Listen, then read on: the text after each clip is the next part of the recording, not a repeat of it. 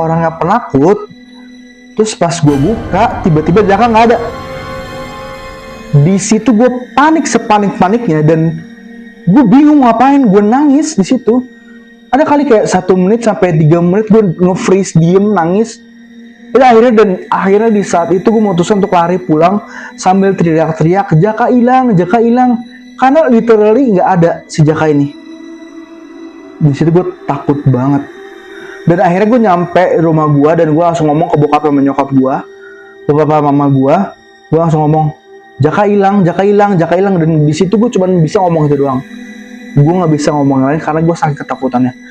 Udah lah, bokap nyokap gue nyamperin rumahnya si Jaka dan emang rumah kita tuh nggak beda jauh lah, cuman kisaran berapa ratus meter doang. Dan di situ bokap nyokapnya histeris dan akhirnya manggil PRT. Di situ PRT ngumpulin warga dan rame-rame di malam itu langsung kita semua nyariin warga, termasuk gua, karena gua paling terakhir yang bersama Jaka gitu. Gua adalah saksi hidupnya di saat dia tuh diculik Wewe Gombel. Ini gua nggak ngerti diculik Wewe Gombel entah genderuwo, tapi rata-rata orang bilang Jaka ini diculik Wewe Gombel karena banyak banget tetangga-tetangga gue tuh pada ngomong, Jaka diculik Wewe Gombel, diculik Gombel. Gue nggak ngerti lah. Dan saat itu kita cari, kita teriak nama-nama Jaka, dan Jaka nggak ketemu di malam itu. Di malam pertama, malam kedua, sampai malam ketiga, akhirnya Jaka ditemuin di salah satu pohon yang memang gue nggak tahu nih pohonnya tuh dibalurin sama kain dan di situ ada Jaka.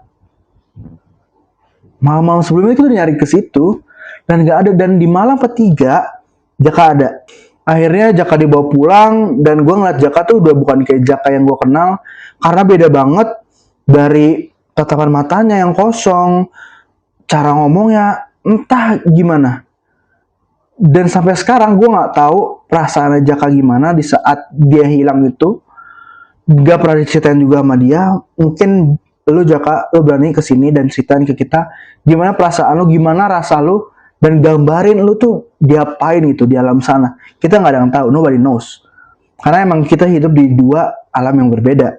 Gue meyakini itu. Nah, yang bikin merinding lagi adalah sebelumnya itu kita di hari ini gue agak kelewat dikit di hari kedua, saat pertama dan kedua dan ketiga yang akhirnya Jaka ditemuin itu tuh sebelum-sebelumnya tuh banyak banget kayak ibu-ibu, anak-anak yang lain tuh dengar suara anak-anak kecil nangis gitu di dekat pohon-pohon bambu itu. Anak-anak kecil nangis, tapi pas disamperin hilang kayak dipermainin gitu.